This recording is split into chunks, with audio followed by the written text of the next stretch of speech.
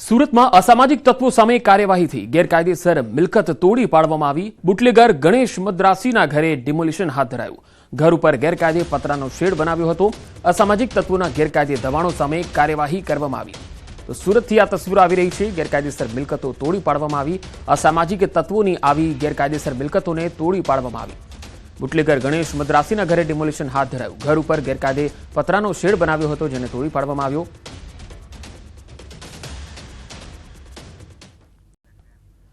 પાટણમાં શંખેશ્વર હાઈવે પર અકસ્માત થયો। બે બાઇક ચાલકોના મૃત્યુ થયા। મહિલા ઇજાગ્રસ્ત થઈ છે। બે બાઇક વચ્ચે ગમખ્વાર અકસ્માત થયો હતો। પોલીસે ઘટના સ્થળે પહોંચી અને તપાસ હાથ ધરી છે।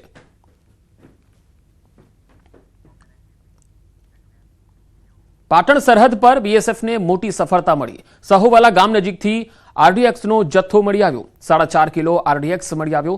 5 હેન્ડ ગ્રેનેડ, 5 પિસ્તોલ, કારતૂસ પણ જપ્ત કરાયા। આતંકીઓના ષડયંત્રને બીએસએફે નિષ્ફળ બનાવ્યું। આસપાસના વિસ્તારોમાં સર્ચ ઓપરેશન ચાલી રહ્યું છે। જમ્મુ કાશ્મીરના પહલગામમાં 3 ગુજરાતીઓ સહિત 27 લોકોએ જીવ ગુમાવ્યા હતા। અનેક લોકો ઘાયલ થયા છે। ત્યારે ભાવનગરના જ વિનુભાઈ ડાબી, જે મોરારી બાપુની સપ્તાહમાં ગયા હતા, તેને પણ 2 ગોળીઓ વાગી અને ઘાયલ થયા હતા। એક ગોળી ખભાના ભાગે અને એક હાથમાં વાગી। તેમને ગોળી વાગતા શ્રીનગર ખાતે હોસ્પિટલમાં સારવાર માટે ખસેડાયા। તેમની સારવાર બાદ હોસ્પિટલમાંથી રજા આપતા ભાવનગર પહોંચ્યા।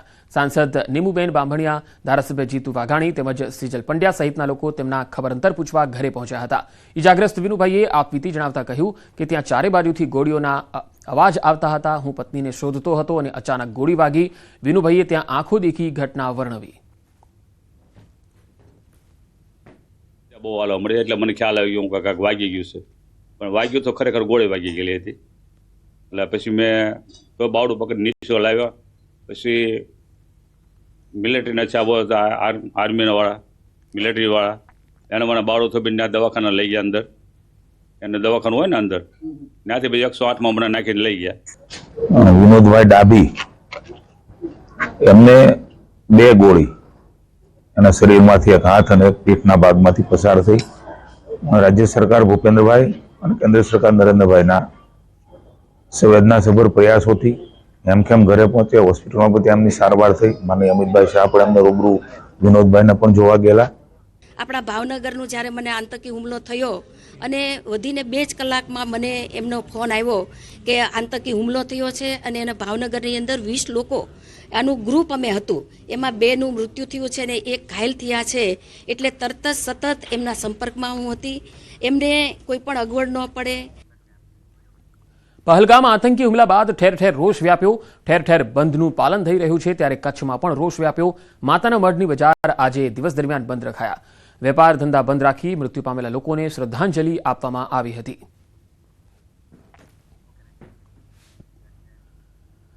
જમ્મુ કાશ્મીરમાં થયેલા આતંકી હુમલાને લઈ કચ્છમાં વેપારીઓએ બંધ પાડ્યો હતો। વેપાર ધંધા બંધ રાખ્યા હતા। આતંકી હુમલામાં શહીદ થયેલા લોકોના શોકમાં આજે ભુજના બજારો અને ખાસ કરીને જથ્થાબંધ બજાર બંધ રહ્યા। જથ્થાબંધ બજારમાં તમામ વેપારીઓએ આજે પોતાના વેપાર ધંધા બંધ રાખ્યા। ભુજના જથ્થાબંધ બજાર બંધ રાખી પાકિસ્તાન સામે વિરોધ નોંધાવ્યો। પાકિસ્તાની આતંકવાદીઓને કડક જવાબ આપવામાં આવે તેવી વેપારીઓએ માંગ કરી। વેપારીઓએ જમ્મુ કાશ્મીરમાં શહીદ થયેલા લોકોને શ્રદ્ધાંજલિ આપી। જૂનાગઢના મજેવડી દરવાજા પાસેથી એક વ્યક્તિને પોલીસે હથિયાર અને 3 કારતૂસ સાથે પકડી લીધો। રહીમ બેલીમ નામના શખ્સ પાસેથી પિસ્તોલ અને 3 જીવતા કારતૂસ મળ્યા। ઝડપાયેલ રહીમે હથિયાર આર્મીમાં ફરજ બજાવતા રિટાયર્ડ મિત્રના હોવાનું પોલીસ સમક્ષ જણાવતા પોલીસે નિવૃત્ત આર્મીમેન શૈલેષ કાબાની પણ ધરપકડ કરી। પોલીસ તપાસમાં લાયસન્સ રિન્યુ ન થયેલ હોવાનું ખુલ્યું છે। બંને સામે ગુનો નોંધી પોલીસે તપાસ હાથ ધરી।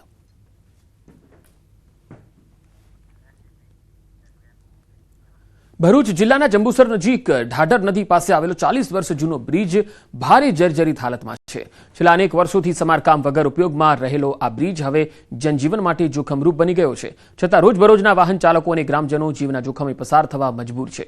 સ્થાનિકોના મતે બ્રિજમાં ઘણા ભાગે ગેપ પડેલા છે અને ટપાલા બેસી ગયા છે। વરસાદ દરમિયાન હાલત વધુ બગડે તેવી શક્યતા છે। કોંગ્રેસના પ્રતિનિધિ મંડળે બ્રિજની મુલાકાત લીધી અને તાત્કાલિક સમારકામની અપીલ કરી। આની વારંવાર રજૂઆત કરવામાં આવેલી છતાં પણ ઓછા ભાવના ટેન્ડરને કારણે કોઈ ટેન્ડર ભરતું નથી। મોદી જેવો ભોગ બન્યા પછી આ પુલ બનાવવામાં આવશે અથવા સરકાર જોઈને ભોગની રાહ જોઈ રહી છે। વારંવાર આ રસ્તામાં જતા વાહનો એટલી બધી મુશ્કેલી પડે છે કે આ રસ્તો ધોરીમાર્ગ જોડતો રસ્તો છે. સુરેન્દ્રનગરમાં મહાનગરપાલિકા દ્વારા 2 કરોડથી વધુના ખર્ચે અદ્યતન સ્વિમિંગ પુલ બનાવવામાં આવ્યું, જેનું 15 ઓગસ્ટ 2024ના રોજ લોકાર્પણ કરાયું હતું. લોકાર્પણના 8 મહિના જેટલો સમય થઈ ચૂક્યો છે, પરંતુ હજુ સુધી તેને ખુલ્લું મૂકવામાં આવ્યું નથી. આ સ્વિમિંગ પુલ 3 વર્ષથી બંધ હાલતમાં હતું, જેથી તંત્ર દ્વારા કરોડોનો ખર્ચ કરી તેનું રેનોવેશન કરવામાં આવ્યું અને અત્યાધુનિક જે સાધનો છે તેની સાથેનું જીમ પણ હતું. મહાનગરપાલિકા સત્તાધીશોની અણઆવડત અને અણઘડ વહીવટના કારણે હજુ લોકોને કામ નથી આવી રહ્યું, કારણ કે સ્વિમિંગ પુલની કામગીરી તંત્ર દ્વારા કોઈ એજન્સી નક્કી કરવામાં આવી નથી, કોચની પણ ભરતી કરવામાં આવી નથી. લોકોમાં સવાલ ઉઠી રહ્યો છે કે જો સ્વિમિંગ પુલ અને જીમનો ઉપયોગ નહોતો જ કરવો તો કરોડોનો ખર્ચ કેમ કર્યો?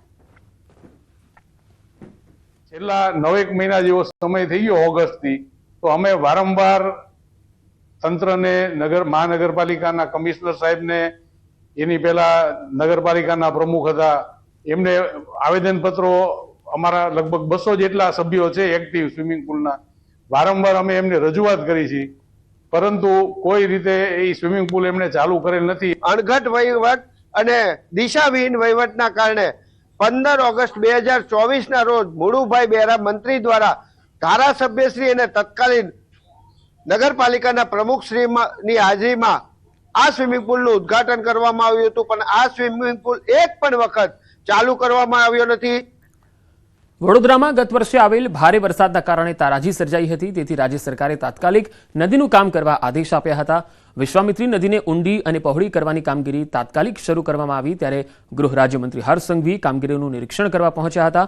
કામગીરી અંગે ગૃહ રાજ્યમંત્રીએ નિવેદન આપ્યું અને કહ્યું છે કે ચોમાસા પહેલા કામગીરી પૂરી કરી લેવાના પ્રયાસ હાથ ધરાયા છે. 100 દિવસમાં સંપૂર્ણ કામગીરી કરવાનો લક્ષ્યાંક ચરખાયો છે. 45 દિવસમાં 50% કામગીરી પૂર્ણ કરી અને મોટી સફળતા છે. તેમણે ખાતરી આપી છે કે વરસાદ પહેલા સંપૂર્ણ કામગીરી પૂરી થશે. આનંદ થાય છે કે માત્ર 45 દિવસમાં 50%થી વધારે કામગીરી પૂર્ણ કરવામાં આવી છે. દરરોજનું ટાર્ગેટ હતું 1% કામ. 15 લાખ ક્યુબિક મીટરની જે વાત હતી એમાંથી 7.5 લાખથી વધારે કામગીરી પૂર્ણ કરી લેવામાં આવી છે, જે ખૂબ મોટી સફળતા છે. અને આ જ પ્રકારે આ કામગીરીને વધુ ઝડપથી આવનારા દિવસોમાં કઈ રીતે ચલાવી શકાય તે માટે એક બેઠકનું આયોજન આજે વડોદરા ખાતે કરવામાં આવ્યું છે. ગત વર્ષે ચોમાસામાં વડોદરા